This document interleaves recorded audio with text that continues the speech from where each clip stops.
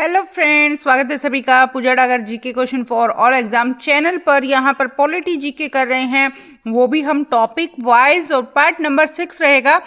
Part इसलिए मैंने डाला है क्योंकि यहाँ पर एक ही दिन पर हम 2 से 3 टॉपिक भी कवर कर लेते हैं, जिसमें कम क्वेश्चंस बनते हैं उस हिसाब से।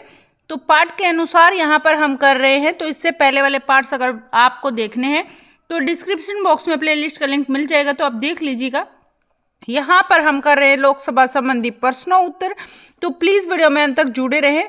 फटाफट से हम अपनी क्लास को शुरू करने जा रहे हैं। जुट जाइए फ्रेंड्स, 8 बज गए हैं, क्लास का टाइम हो गया। फटाफट से स्टार्ट करते हैं। आप किसी भी कॉम्पिटिटिव एग्जाम की प्रिपरेशन कर रहे हैं तो ये क्वेश्चंस आपके लिए बहुत ही ज़्यादा यूजफुल साबित होने वाले हैं। सारे के सारे टॉपिक वाइज कवर कर रहे हैं, तो बहुत ही ज़्यादा इंपॉर्टेंट वीडियोज़ ये आपके लिए हैं। क्वेश्चन नंबर 1, प्रथम लोकसभा की पहली बैठक कब हुई? तो लोकसभा की पहली बैठक कब हुई? लोकसभा की पहली बैठक हुई 7 मार्च 1952 को। 7 मार्च 1952 को लोकसभा की पहली बैठक हुई। 7 मार्च 1952 को लोकसभा की पहली बैठक हुई। क्वेश्चन नंबर 2, अविश्वास प्रस्ताव किस सदन में लाया जाता है? जो ये अविश्वास प्रस्ताव है, यह किस सदन में लाया जाता है? तो कौन से सदन में लाया जाता है अविश्वास प्रस्ताव? यहाँ पर हमें बताना है अविश्वास प्रस्ताव किस सदन में लाया जाता है। लोकसभा में, राज्यसभा में, किसी भी सदन में नहीं, या इसमें से कोई नहीं। तो क्या आंसर रहेगा इसका? आंसर क्वेश्चन नंबर 2 का आंसर रहेगा राज्यसभा। अविश्वास प्रस्ताव हम राज्यसभा सदन में ला सकते हैं। ठीक है फ्रेंड्स, कौन से सदन में ला सकते हैं? राज्यसभा में। राज्यसभा जो है ये हमारा कौन सा सदन है? अस्थायी सदन है या स्थायी सदन है? तो राज्यसभा हमारा स्थायी सदन है, लोकसभा हमारा अस्थायी सदन है। तो अविश्वास प्रस्ताव किस सदन में लाया जा सकता है? अविश्वास प्रस्ताव हमारा राज्यसभा में लाया जा सकता है, स्थायी सदन में लाया जा सकता है। क्वेश्चन नंबर 3 पर चलते हैं। भारत में क्षेत्रफल की दृष्टि से सबसे बड़ा संसदीय निर्वाचन क्षेत्र कौन सा है? भारत में, कहाँ पर? भारत में क्षेत्रफल की दृष्टि से सबसे बड़ा संसदीय निर्वाचन क्षेत्र, क्षेत्रफल की दृष्टि से सबसे बड़ा संसदीय निर्वाचन क्षेत्र कौन सा है? लद्दाख, जम्मू कश्मीर, बाड़मेर, राजस्थान, कच्छ, गुजरात, लखनऊ, उत्तर प्रदेश। तो यहाँ पर हमारा आंसर क्या रहेगा? यहाँ पर हमारा आंसर रहेगा लद्दाख, जम्मू कश्मीर। ये ऐसी जगह है जो भारत में क्षेत्रफल की दृष्टि से सबसे बड़ा संसदीय निर्वाचन क्षेत्र है, लद्दाख। ठीक है फ्रेंड्स, कौन सा है? लद्दाख, जम्मू कश्मीर। भारत में क्षेत्रफल की दृष्टि से सबसे बड़ा संसदीय निर्वाचन क्षेत्र कौन सा है? लद्दाख, जम्मू कश्मीर। क्वेश्चन नंबर 4, किसी विशेष दिन लोकसभा में अधिकतम कितने तारांकित प्रश्न पूछे जा सकते हैं? किसी विशेष दिन लोकसभा में अधिकतम कितने तारांकित प्रश्न पूछे जा सकते हैं? तो कितने तारांकित प्रश्न पूछे जा सकते हैं? 15, 20, 25 या कोई सीमा नहीं है। तो यहाँ पर आंसर रहेगा केवल 20 प्रश्न पूछे जा सकते हैं। किसी विशेष दिन लोकसभा में अधिकतम कितने तारांकित प्रश्न पूछे जा सकते हैं? तो 20 तारांकित प्रश्न पूछे जा सकते हैं। ये हो गया फ्रेंड्स अपना 4th क्वेश्चन। आगे चलते हैं क्वेश्चन नंबर 5 पर। 5 क्वेश्चन क्या है फटाफट से देख लेते हैं। 5 क्वेश्चन क्या है? 31 ही क्वेश्चन है। प्लीज वीडियो में अंत तक जुड़े रहें। लोकसभा का नेता कौन होता है? तो जो लोकसभा होती है उसमें नेता मेन कौन होता है? तो लोकसभा का नेता होता है राष्ट्रपति, प्रधानमंत्री, लोकसभा अध्यक्ष, इसमें से कोई नहीं। तो नेता की बात की है तो यहाँ पर आएगा प्रधानमंत्री प्रमुख नेता होता है लोकसभा का। लोकसभा का नेता कौन होता है? प्रधानमंत्री होता है, क्योंकि सारे मंत्रिमंडल प्रधानमंत्री के ही अनुसार होते हैं। तो यहाँ पर आएगा प्रधानमंत्री। क्वेश्चन नंबर 6, लोकसभा का विघटन कौन कर सकता है? जो लोकसभा है इसका विघटन कौन कर सकता है? लोकसभा का विघटन कौन कर सकता है? राष्ट्रपति, लोकसभा अध्यक्ष, प्रधानमंत्री, मंत्रिपरिषद। तो लोकसभा का विघटन कर सकता है हमेशा राष्ट्रपति। राष्ट्रपति के अलावा लोकसभा का भी गठन कोई नहीं कर सकता। तो लोकसभा का भी गठन कौन कर सकता है? लोकसभा का भी गठन कर सकता है राष्ट्रपति। ठीक है फ्रेंड्स, आगे चलते हैं क्वेश्चन नंबर 7 पर। लोकसभा के अध्यक्ष को कौन चुनता है? तो ये जो लोकसभा है, लोकसभा के अध्यक्ष को कौन चुनता है? लोकसभा के अध्यक्ष को कौन चुनता है? राष्ट्रपति चुनता है। लोकसभा के सदस्य चुनते हैं। लोकसभा के निर्वाचित अध्यक्ष चुनते हैं या संसद के सदस्य चुनते हैं। तो लोकसभा के अध्यक्ष को कौन चुनता है? यहाँ पर क्वेश्चन नंबर 7 का आंसर क्या रहेगा? लोकसभा के जितने भी सदस्य हैं वे लोकसभा के अध्यक्ष चुनते हैं। तो लोकसभा के अध्यक्ष को लोकसभा के जो सदस्य हैं वो चुनते हैं लोकसभा के अध्यक्ष को। ठीक है फ्रेंड्स, जो जितने भी सदस्य हैं लोकसभा में वे सारे के सारे मिलकर लोकसभा के अध्यक्ष को चुनते हैं। क्वेश्चन नंबर 8 देख लेते हैं। राष्ट्रपति लोकसभा को कार्यकाल पूरा करने के पूर्व भंग कर सकता है। जो राष्ट्रपति है, राष्ट्रपति लोकसभा के कार्यकाल पूरा करने के पूर्व मतलब पहले, उसको पहले ही भंग कर सकता है राष्ट्रपति। प्रधानमंत्री की सलाह पर, उपराष्ट्रपति की सलाह पर, लोकसभा अध्यक्ष की सलाह पर, सर्वोच्च न्यायालय के न्यायाधीश की सलाह पर। तो किसकी सलाह पर राष्ट्रपति लोकसभा के कार्यकाल को पहले ही भंग कर सकता है? पूरा होने से पहले ही भंग कर सकता है। तो किसकी सलाह पर? क्वेश्चन नंबर 8 का क्या आंसर रहेगा? प्रधानमंत्री की सलाह पर। किसकी सलाह पर? प्रधानमंत्री की सलाह पर राष्ट्रपति लोकसभा के कार्यकाल को पूरा करने के पहले ही भंग कर सकता है। क्वेश्चन नंबर 9, लोकसभा में कम से कम कितने स्तर बुलाए जाते हैं? तो लोकसभा है, लोकसभा में कम से कम कितने सत्र बुलाए जाते हैं? तो कितने सत्र बुलाए जाते हैं? वर्ष में 1 बार, वर्ष में 2 बार, वर्ष में 3 बार, वर्ष में 4 बार। लोकसभा में कम से कम कितने सत्र बुलाए जाते हैं? तो जो है लोकसभा है उसमें कम से कम कितने सत्र बुलाए जा सकते हैं? वर्ष में केवल 2 बार। कितने? वर्ष में 2 बार सत्र बुलाए जा सकते हैं। लोकसभा में कम से कम वर्ष में 2 सत्र बुलाए जा सकते हैं हर 6 महीने के बाद। ठीक है फ्रेंड्स, आगे चलते हैं क्वेश्चन नंबर 10 पर। प्लीज़ वीडियो में अंत तक जुड़े रहें। केवल आधे घंटे की ये क्लास रहेगी अपनी, और यहाँ पर अपनी 40 मिनट्स की क्लास रहती है, लेकिन ये आधे घंटे की ही क्लास हमने रखी है आज की। तो जुड़े रहें क्लास में अंत तक। क्वेश्चन नंबर 10, लोकसभा अध्यक्ष के वेतन और भत्ते को कौन निर्धारित करता है? जो लोकसभा अध्यक्ष होता है, लोकसभा अध्यक्ष के वेतन और भत्ते को निर्धारित कौन करता है? कौन निर्धारित करता है? क्वेश्चन नंबर 10 का आंसर क्या रहेगा? राष्ट्रपति, मंत्रिमंडल, वेतन आयोग, संसद। तो जो लोकसभा अध्यक्ष है, लोकसभा के अध्यक्ष के वेतन और भत्ते को कौन निर्धारित करता है? तो यह निर्धारित करती है संसद। कौन निर्धारित करता है? संसद निर्धारित करती है लोकसभा अध्यक्ष के वेतन और उसके भत्ते को। आगे चलते हैं क्वेश्चन नंबर 11 पर। क्वेश्चन नंबर 11 क्या है? लोकसभा सदस्य अपना त्याग पत्र किसे देता है? जो लोकसभा का सदस्य है, लोकसभा सदस्य अपना जो त्याग पत्र है वह किसको देता है? किसको देता है लोकसभा सदस्य अपना त्याग पत्र? यहाँ पर हमें बताना है लोकसभा सदस्य अपना त्याग पत्र किसको देता है। ए, प्रधानमंत्री को, बी, राष्ट्रपति को, सी, लोकसभा अध्यक्ष को, डी, संसदीय मामलों के मंत्री को। तो यहाँ पर क्वेश्चन नंबर 11 का आंसर क्या रहेगा? यहाँ पर आंसर रहेगा सी, लोकसभा अध्यक्ष को। यहाँ आएगा आंसर लोकसभा का जो अध्यक्ष है, लोकसभा अध्यक्ष को जो लोकसभा के जितने भी सदस्य हैं वो अपना त्याग पत्र देते हैं। लोकसभा अध्यक्ष को अपना त्याग पत्र देते हैं लोकसभा सदस्य। ठीक है फ्रेंड्स, आई होप आपको बहुत अच्छे से क्वेश्चन समझ में आ रहे हैं। यहाँ पर हम कर रहे हैं केवल लोकसभा संबंधी क्वेश्चन आंसर, तो जुड़े रहें वीडियो में अंत तक। क्वेश्चन नंबर 12, संसद सदस्यों को प्रति माह वेतन के रूप में कितना रुपया प्राप्त होता है? जो संसद के जितने भी सदस्य हैं, सदस्यों को प्रति महीने, प्रत्येक महीने वेतन के रूप में कितना जो है रुपया प्राप्त होता है? वेतन के रूप में कितना रुपया प्राप्त होता है संसद के सदस्यों को? ए, 1,50,000 रुपये, बी, 30,000 रुपये, सी, 20,000 रुपये, डी, 50,000 रुपये। तो कितने रुपए प्राप्त होते? तो यहाँ पर आंसर रहेगा 20,000 रुपये। संसद सदस्यों को प्रति माह केवल वेतन के रूप में 20,000 रुपये प्राप्त होते हैं। आगे चलते हैं क्वेश्चन नंबर 13, लोकसभा के किसी सदस्य की सदस्यता कितने दिनों तक लगातार अनुपस्थित रहने पर समाप्त हो जाती है।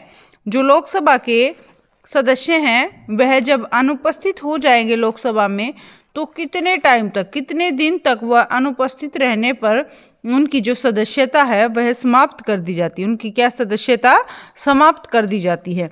तो 1 वर्ष के बाद, 6 महीने के बाद, 2 माह के बाद, 9 महीने के बाद। तो जब लोकसभा में सदस्य 6 महीने तक प्रेजेंट नहीं होता है तो उसको क्या कर दिया जाता है, लोकसभा के किसी सदस्य की सदस्यता कितने दिन तक लगातार अनुपस्थित रहने पर समाप्त हो जाती है। 1 वर्ष, 6 महीने, 2 महीने या 9 महीने। क्या रहेगा आंसर?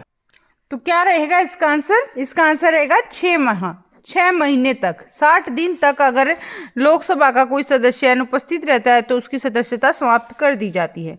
क्वेश्चन नंबर 14 पर चलते हैं। 14 क्वेश्चन क्या है हमारा, लोकसभा में कोरम गणपूर्ति पूरा करने के लिए कम से कम कितने सदस्यों की जरूरत होती है। तो कितने सदस्यों की जरूरत होती है कोरम या गणपूर्ति पूरा करने के लिए, कितने सदस्यों की जरूरत होती है लोकसभा में? कुल सदस्यों का 13वां भाग, कुल सदस्यों का 1/4 भाग, कुल सदस्यों का 1/6 भाग या कुल सदस्यों का 1/10 भाग। तो यहाँ पर क्या आंसर रहेगा, लोकसभा में कोरम या गणपूर्ति पूरा करने के लिए कम से कम कितने सदस्यों की जरूरत होती है। कम से कम कितने सदस्यों की जरूरत होती है? तो 1/4 भाग की, यानी चौथा हिस्सा होना चाहिए सदस्यों का, तभी जो है लोकसभा में कोरम या गणपूर्ति पूरा करने के लिए 1/4 भाग के सदस्य जरूरी हैं। तो कुल बी आंसर रहेगा इसका, कुल सदस्यों का 1/4 भाग। ठीक है फ्रेंड्स, आगे चलते हैं क्वेश्चन नंबर 15 पर।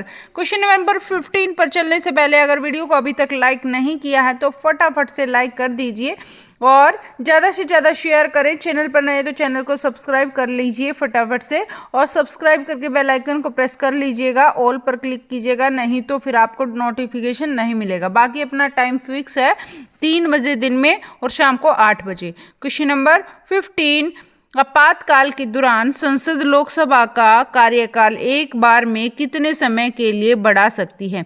जब आपातकाल लगता है तो जो संसद है वह लोकसभा का जो कार्यकाल है वह एक बार में, लोकसभा का कार्यकाल एक बार में कितने समय के लिए बढ़ा सकती है, यहाँ पर बताना है। तो यहाँ पर आंसर क्या रहेगा, 6 माह, 1 वर्ष, 2 वर्ष, 3 वर्ष। तो आपातकाल के दौरान संसद लोकसभा का कार्यकाल एक बार में केवल 1 वर्ष से ज़्यादा नहीं बढ़ा सकती।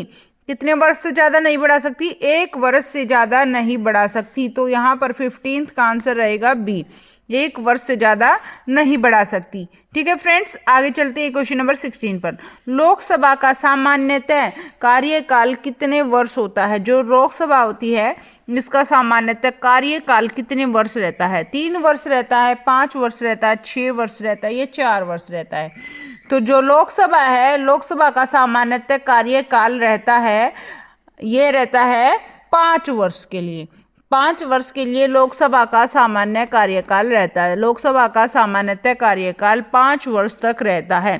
ठीक है फ्रेंड्स, कितने काल तक रहता है? 5 वर्ष तक रहता है। क्वेश्चन नंबर 17 पर चलते हैं। कौन सा राज्य सबसे अधिक प्रतिनिधि लोकसभा में भेजता है? तो ऐसा राज्य बताइए जो सबसे ज़्यादा, सबसे अधिक मात्रा में क्या भेजता है, सबसे अधिक प्रतिनिधि लोकसभा में भेजता है, सबसे अधिक प्रतिनिधि लोकसभा में भेजता है। बिहार, मध्य प्रदेश, पश्चिम बंगाल, उत्तर प्रदेश। तो यहाँ पर क्या आंसर रहेगा, कौन सा राज्य सबसे अधिक प्रतिनिधि लोकसभा में भेजता है? तो उत्तर प्रदेश रहेगा यहाँ पर आंसर। ये क्या रहेगा? उत्तर प्रदेश आंसर रहेगा। क्या रहेगा आंसर? उत्तर प्रदेश सबसे ज़्यादा प्रतिनिधि भेजता है लोकसभा में। आगे चलते हैं क्वेश्चन नंबर 18 पर। 18 क्वेश्चन क्या है, लोकसभा का चुनाव लड़ने के लिए इच्छुक व्यक्ति की न्यूनतम आयु होनी चाहिए। लोकसभा जब चुनाव कोई लड़ता है तो उसकी न्यूनतम आयु कितनी होनी चाहिए, एज कितनी होनी चाहिए? 21 वर्ष होनी चाहिए, 30 वर्ष होनी चाहिए, 25 वर्ष होनी चाहिए या 35 वर्ष होनी चाहिए? तो यहाँ पर क्या आंसर रहेगा? क्वेश्चन नंबर 18 का आंसर रहेगा 25 ईयर्स, 25 वर्ष होनी चाहिए। कितनी होनी चाहिए न्यूनतम आयु? 25 वर्ष होनी चाहिए। लोकसभा का चुनाव लड़ने के लिए इच्छुक व्यक्ति की न्यूनतम आयु 25 वर्ष होनी चाहिए। ठीक है फ्रेंड्स, आगे चलते हैं क्वेश्चन नंबर 19 पर। प्लीज़ वीडियो में अंत तक जुड़े रहें। ज़्यादा क्वेश्चन आज हमने अपनी क्लास में नहीं रखे हैं, केवल 31 क्वेश्चन 30+ क्वेश्चन आज हम अपनी क्लास में करेंगे। ज़्यादा क्वेश्चन नहीं है, केवल आधे घंटे की क्लास है, तो जुड़े रहिए प्लीज़, अंत तक वीडियो में जुड़े रहे।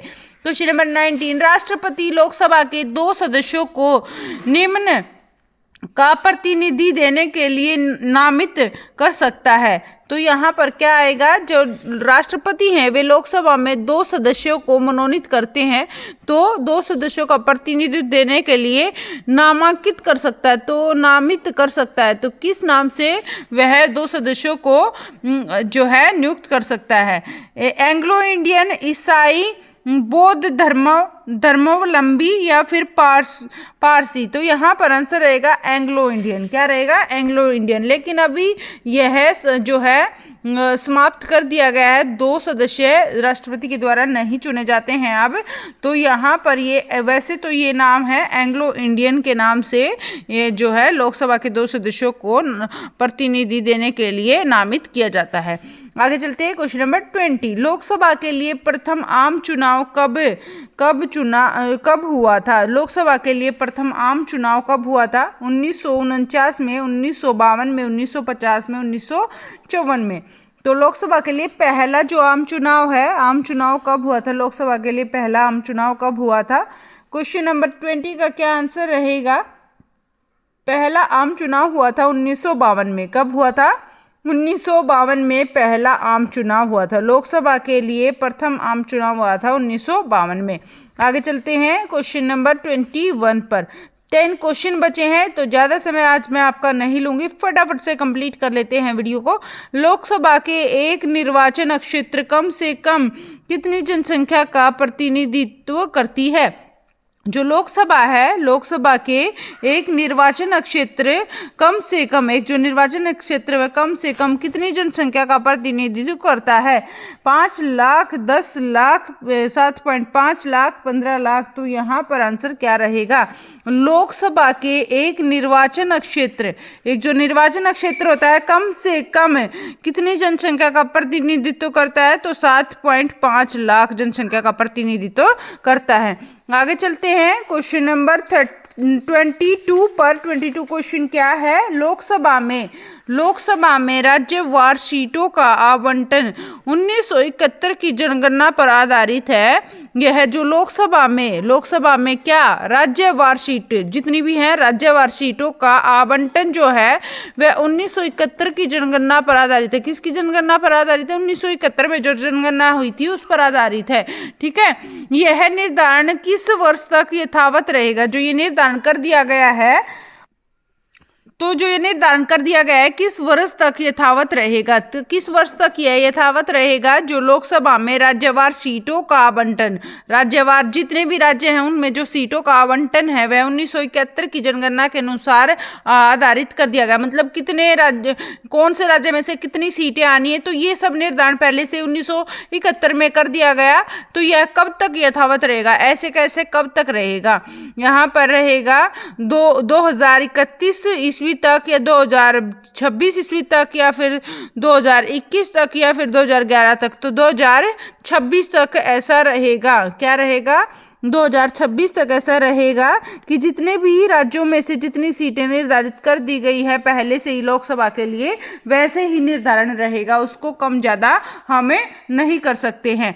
और ये होएगा 1971 की जनगणना के अनुसार 2026 तक।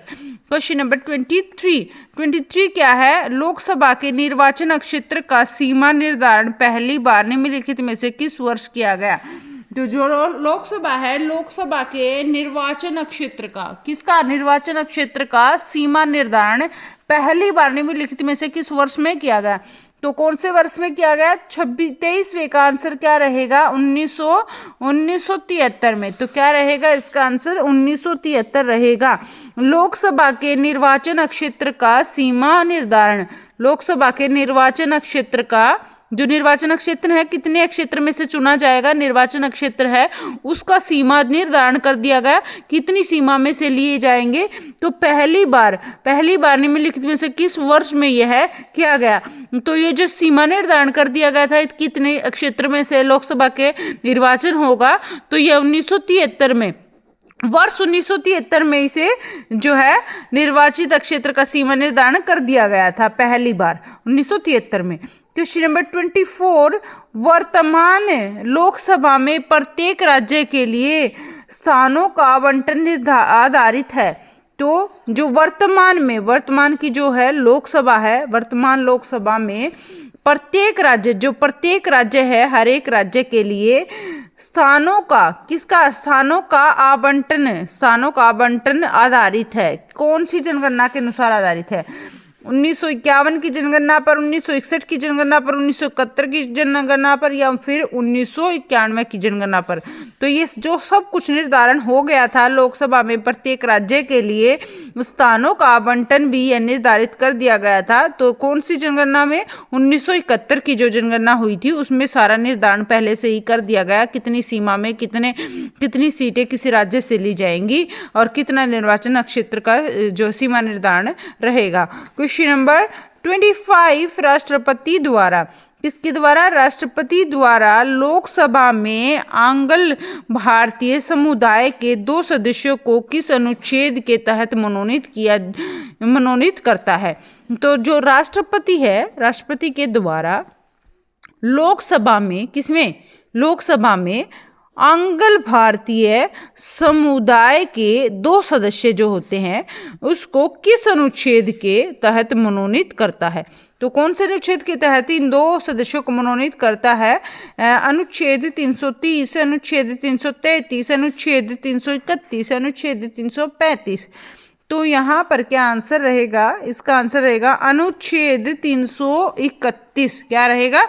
सी आंसर रहेगा, अनुच्छेद 331 के तहत मनोनीत करेगा। ठीक है, अनुच्छेद 331 के तहत मनोनीत करता है, याद रखना है आपको। आगे चलते हैं 25 क्वेश्चन पर। जुड़े रहें वीडियो में अंत तक, केवल 5 मिनट और मैं लूंगी आपकी। 31 ही क्वेश्चन आज की क्लास में हमने रखे हैं। क्लास बिल्कुल छोटी सी है तो सारे क्वेश्चन इंपॉर्टेंट है, तो जुड़े रहिए वीडियो में अंत तक। वीडियो को ज़्यादा से ज़्यादा शेयर कर दीजिएगा, लाइक कर दीजिएगा, कमेंट कर दीजिएगा कैसे क्वेश्चंस आपको लगे हैं। तो क्वेश्चन नंबर 26 पर चलने से पहले हम बता दें, यहाँ पर हम पॉलिटी जीके कर रहे हैं, टॉपिक वाइज कर रहे हैं। तो यहाँ पर पार्ट नंबर 6 रहेगा। एक पार्ट में हम कई टॉपिक कर लेते हैं, इसीलिए हमने चैप्टर नंबर ना डाल के पार्ट नंबर डाला है। तो 6 पार्ट रहेगा। तो इससे पहले वाले पार्ट्स अगर आप देखना चाहते हैं तो डिस्क्रिप्शन बॉक्स में प्लेलिस्ट का लिंक मिल जाएगा, आप फटाफट से देख लीजिएगा वीडियो को। और सारे MCQ क्वेश्चंस हमारे रहते हैं, 30+ क्वेश्चन हमारी इस क्लास में रहते हैं, 30+ 40 तक क्वेश्चन हम इस क्लास में कर लेते हैं। तो और दिन वाली क्लास में हमारे 25-30 ऐसे क्वेश्चन हमारे साइंस के रहते हैं। केवल आधा घंटा दिन में हम क्लास करते हैं, केवल साइंस के क्वेश्चन की प्रैक्टिस करते हैं। ठीक है फ्रेंड्स, तो वर्तमान में लोकसभा सदस्यों की प्रभावी संख्या कितनी है? तो वर्तमान में जो लोकसभा के सदस्य की प्रभावी संख्या कितनी है, प्रभावित संख्या कितनी है? 545 है, 550 है, 558, 48 है या फिर 523 है। तो वर्तमान में लोकसभा सदस्यों की प्रभावी संख्या कितनी है? प्रभावी संख्या कितनी है? यहाँ पर प्रभावी संख्या है हमारी 545। कितनी है? 545 है प्रभावी संख्या। वर्तमान में लोकसभा सदस्यों की प्रभावी संख्या है 545। आगे चलते हैं क्वेश्चन नंबर 27 पर। वीडियो को अगर लाइक नहीं किया है तो फटाफट से लाइक कर दीजिए फ्रेंड्स, फिर आप लाइक करना भूल जाएंगे। और प्लीज़ वीडियो में अंत तक जुड़े रहें। स्वागत है सभी का पूजा डागर जी के क्लास में। अगर आप लेट हो गए हैं तो कोई प्रॉब्लम नहीं है, आप दोबारा से वीडियो को देख सकते हैं। ये हमारा प्राइमर रहता है डेली 5 बजे, डेली हमारा एक प्राइमर 3 बजे रहता है, एक हमारा 8 बजे रहता है। 27 क्वेश्चन हम देख लेते हैं फटाफट से। वर्तमान में संघ शासित क्षेत्रों की जनता लोकसभा में अपने कितने प्रतिनिधियों को निर्वाचित करके भेजती है? वर्तमान में वर्तमान में संघ शासित, कौन से? संघ शासित क्षेत्र जो है हमारे, पता है ना संघ शासित क्षेत्र कौन से हैं अपने? ये हैं लक्षद्वीप, अंडमान निकोबार द्वीप समूह, ये वाले हमारे संघ शासित क्षेत्र हैं। इन क्षेत्रों की जनता जो होती है लोकसभा में अपने कितने प्रतिनिधियों को निर्वाचित कर भेजती है? अपने कितने प्रतिनिधियों को निर्वाचित करके भेजती है? 13, 22, 20, 25। तो यहाँ पर आंसर रहेगा इसका 27 का 13 सदस्यों को। कितने? 13 सदस्यों को संघ शासित क्षेत्रों की जनता लोकसभा में अपने प्रतिनिधियों को चुनकर भेजती है। कितने? 13।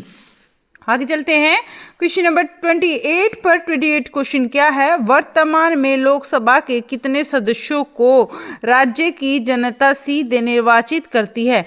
तो जो वर्तमान में लोकसभा के, किसके? लोकसभा के कितने सदस्यों को राज्य की जनता सीधे निर्वाचित करती है? तो सीधे निर्वाचित कितने सदस्यों को करती है? वर्तमान में लोकसभा के कितने सदस्यों को राज्य की जनता, किसकी जनता? राज्य की जनता सीधे निर्वाचित करती है। तो 510 को, 525 को, 520 को, 530 को। तो यहाँ पर आंसर रहेगा 530। कितने? 530 को राज्य की जनता सीधे निर्वाचित करती है। लोकसभा के 530 सदस्यों को राज्य की जनता सीधे निर्वाचित करती है। आगे चलते हैं 29 क्वेश्चन पर। लोकसभा में या लोकसभा की अधिकतम संख्या कितनी हो सकती है? जो लोकसभा में सदस्य होते हैं तो सदस्य संख्या कितनी हो सकती है? लोकसभा में अधिकतम सदस्य संख्या कितनी हो सकती है? 543 हो सकती है, 547 547 हो सकती है, 545 हो सकती है, 552 हो सकती है। तो अधिकतम संख्या सदस्यों की कितनी हो सकती है? तो यहाँ पर आंसर रहेगा लोकसभा में जो ये सदस्य होते हैं इनकी अधिकतम संख्या हो सकती है 552। कितनी? 552 हो सकती है। तो लोकसभा में अधिकतम सदस्यों की संख्या कितनी रह सकती है? 552। और प्रभावी संख्या पूछ ली जाए तो 545 है। ठीक है फ्रेंड्स, ये हो गए अपने 29 क्वेश्चन। 30 क्वेश्चन देखते हैं फटाफट से। 30 क्वेश्चन है, मूल संविधान में लोकसभा सदस्यों की संख्या कितनी निर्धारित की गई है? मूल संविधान में, यहाँ पर पूछ लिया गया है मूल संविधान में।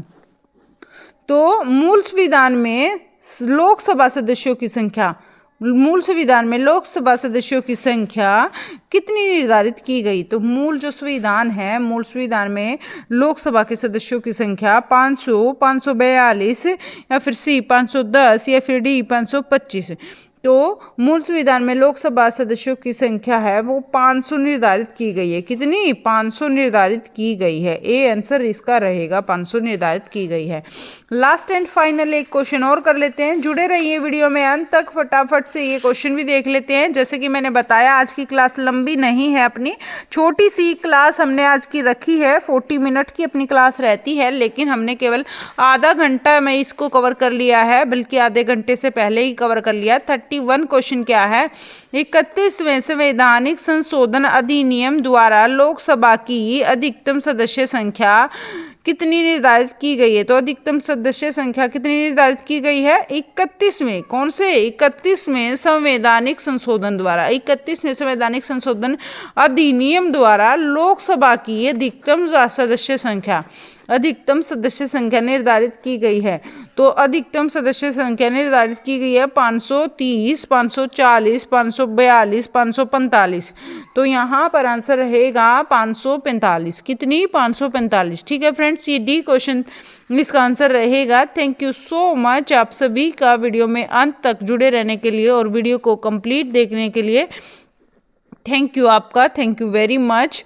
और जो है ये जो हमने टॉपिक वाइज हम पॉलिटी जीके कर रहे हैं, इन वीडियोस को सभी को देख लीजिएगा। सारी वीडियोस इंपॉर्टेंट, सारे क्वेश्चन टॉपिक वाइज हैं। तो टॉपिक वाइज तो और भी अच्छा है आपके लिए कि एक ही टॉपिक से रिलेटेड आपको क्वेश्चन एक ही जगह पर मिल रहे हैं, तो बहुत अच्छी बात है। तो आप देख लीजिएगा, ज़्यादा से ज़्यादा शेयर करिएगा, लाइक करिएगा, कमेंट करिएगा वीडियो कैसी लगी आपको। और फिर मिलते हैं नेक्स्ट वीडियो में, तब तक के लिए हंसते रहें, मुस्कुराते मुस्कुराते रहें। और ये अपनी क्लास होती है 8 से 8:30 यानी 8 से 8:40 जैसे जैसे टाइमिंग है इसकी। बट हम थोड़ा पहले भी कर लेते हैं क्लास को, अगर कम क्वेश्चन थोड़े जल्दी कर लेते हैं तो हम 8:30 तक इसको कर लेते हैं। तो ज़्यादातर अपनी क्लास 8:30 तक ही रहती है, एक आध बार ही अपने 8:40 तक ये टाइमिंग रह जाती है। तो 8 से 8:40 पर हम डेली जीके करते हैं। यहाँ पर कोई भी जो आर्ट का सब्जेक्ट है, सारे सब्जेक्ट हम लेके चल रहे हैं। तो अभी पॉलिटी जीके को कर रहे हैं कवर, और इससे पहले हिस्ट्री जीके भी की थी हमने बहुत अच्छे से। मध्यकालीन भारत का इतिहास, आधुनिक भारत का इतिहास और प्राचीन भारत का इतिहास, वो भी आप वीडियोस देख सकते हैं। और एक हमारी क्लास रहती है दिन में 3 से 3:30 बजे तक। ये 3 से 3:30 वाली क्लास हमारी साइंस जीके रहती है, और यहाँ भी हम साइंस जीके को टॉपिक वाइज कवर कर रहे हैं। तो यहाँ पर बहुत से टॉपिक अपने कवर हो चुके हैं, 23+ क्वेश्चन जो है अपने चैप्टर हो चुके हैं। तो ये वीडियोस भी आपके लिए इंपॉर्टेंट है, हर एक कॉम्पिटिटिव एग्जाम के लिए सारे क्वेश्चन इंपॉर्टेंट है। तो जुड़े रहिए चैनल के साथ, अभी तक नहीं जुड़े हैं तो जल्दी से सब्सक्राइब कर लीजिएगा, लाइक कर दीजिएगा, कमेंट कर दीजिएगा। Bye bye, take care, good night. फिर मिलते हैं नेक्स्ट वीडियो में, तब तक के लिए हंसते रहें, मुस्कुराते रहें।